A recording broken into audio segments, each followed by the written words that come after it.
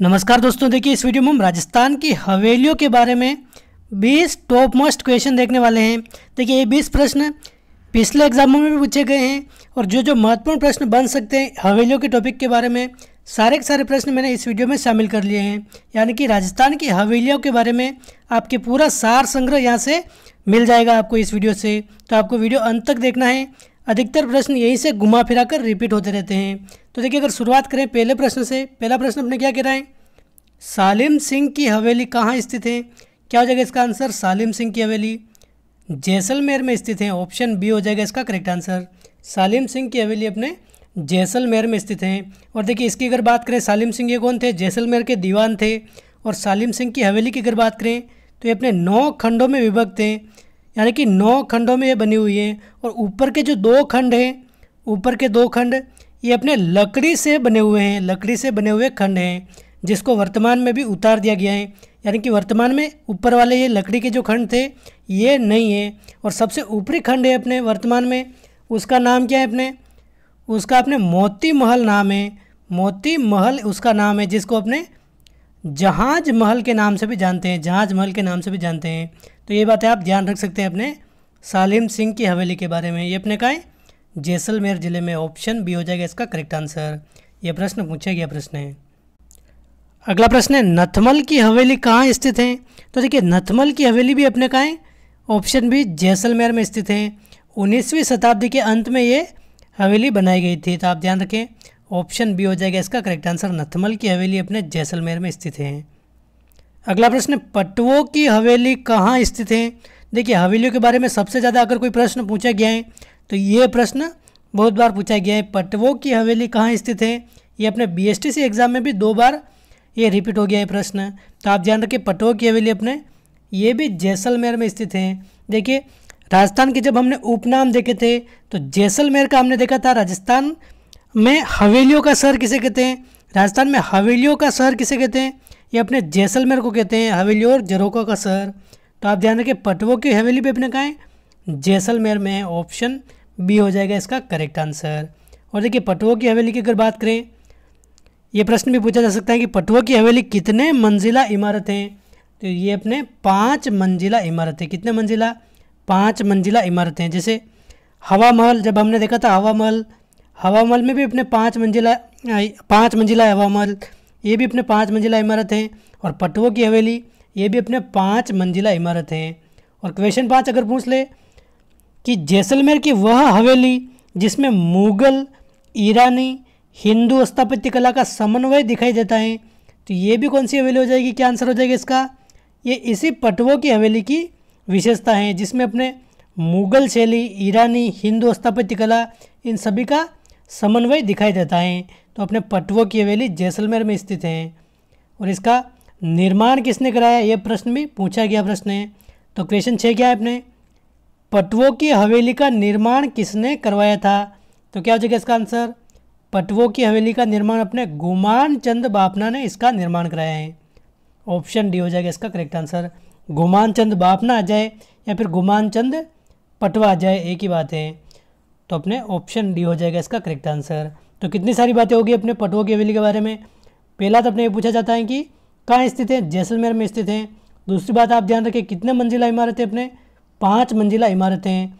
तीसरी बात, ये अपने मुगल, ईरानी, हिंदू स्थापत्य कला का समन्वय इसमें दिखाई देता है पटवों की हवेली में। और इसका निर्माण किसने कराया था? गुमान चंद बाफना ने इसका निर्माण कराया था। ये 4 बातें आप विशेष तौर पर इसके बारे में ध्यान रखें। अगला प्रश्न है, भित्ति चित्रण की दृष्टि से कहाँ की हवेलियाँ प्रसिद्ध हैं? भित्ति चित्रण की दृष्टि से उदयपुर, जैसलमेर, शेखावटिया, बीकानेर। क्या हो जाएगा इसका आंसर?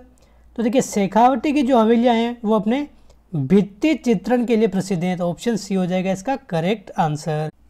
अगला प्रश्न है, लड़ियों की हवेली व गोयनका की हवेली भित्ति चित्रों के लिए प्रसिद्ध है। अपने हमने देखा है शेखावटी अपने भित्ति चित्रों के लिए प्रसिद्ध है। तो ये दोनों हवेलियाँ अपने भित्ति चित्रों के लिए प्रसिद्ध है, जो झुंझुनू जिले में है। तो झुंझुनू में किस स्थान पर स्थित है? क्या हो जाएगा इसका आंसर? तो देखिए मंडावा में स्थित है। ऑप्शन ए हो जाएगा इसका करेक्ट आंसर। लड़ियों की हवेली की बात करें तो ये अपने सागरमल लड़िया की हवेली है। और गोयनका की हवेली अपने रामनाथ गोयनका की हवेली है। तो आप ध्यान रख सकते हैं, ये अपने मंडावा में स्थित है। ऑप्शन ए है इसका करेक्ट आंसर।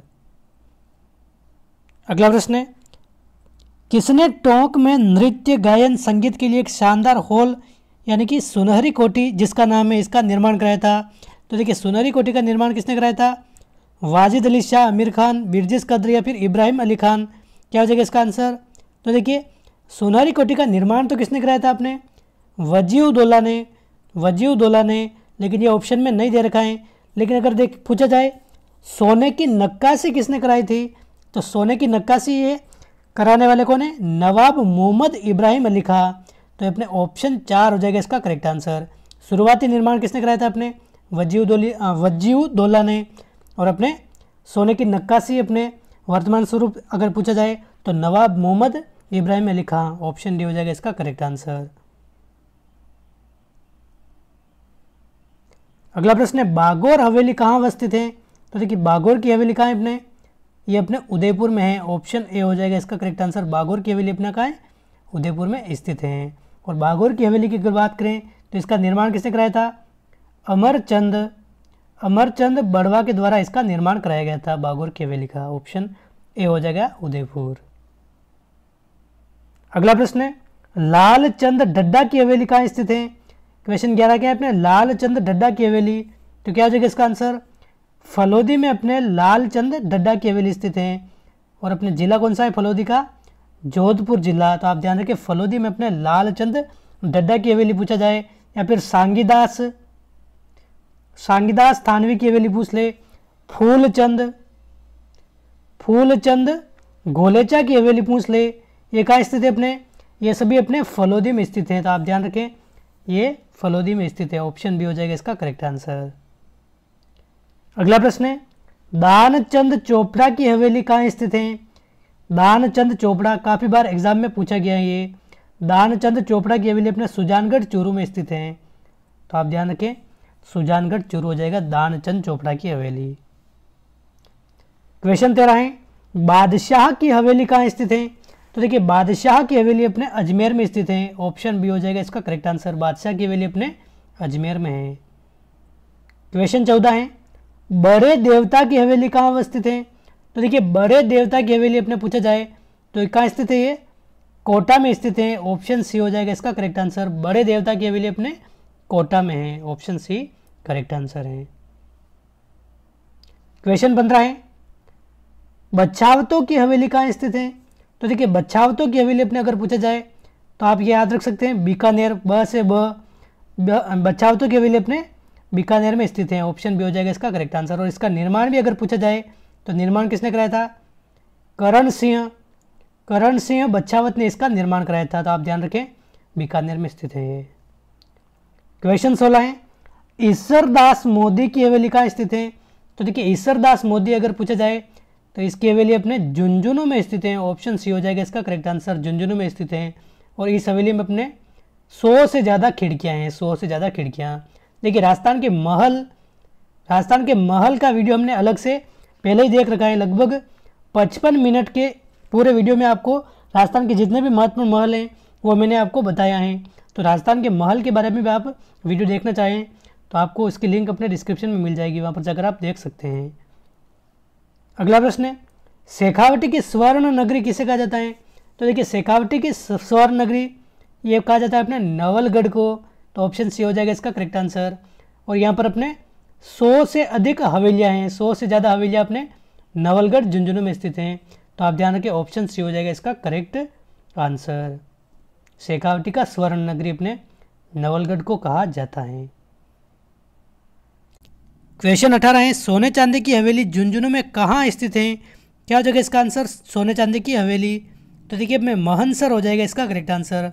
महनसर झुंझुनू में अपने सोने चांदी की हवेली स्थित है। तो ऑप्शन सी है इसका करेक्ट आंसर। अगला प्रश्न है, सुराणों का हवा महल जो 1100 से अधिक खिड़कियों के लिए प्रसिद्ध है ये कहाँ स्थित है? तो देखिए सुराणों का हवा महल अगर पूछ ले तो ये अपने कहाँ स्थित है? चूरू में स्थित है। चूरू में इसमें अपने 1100 से ज़्यादा खिड़कियाँ हैं इस महल में। तो आप ध्यान रखें इसको सुराणों का हवा महल कहा जाता है। चूरू में स्थित है। ऑप्शन सी इसका करेक्ट आंसर है। और इस वीडियो का 20वां प्रश्न और अंतिम प्रश्न, वह हवेली जो एकमात्र नक्षत्र पुष्य नक्षत्र में बनी हुई है कौन सी है? तो क्या हो जाएगा इसका आंसर? पुष्य नक्षत्र में अपने ये पुष्य हवेली बनी हुई है। पुष्य हवेली एक ना कहाँ स्थित है? अपने जोधपुर में स्थित है, जोधपुर। तो ऑप्शन ए हो जाएगा इसका करेक्ट आंसर, जोधपुर में स्थित है पुष्य हवेली।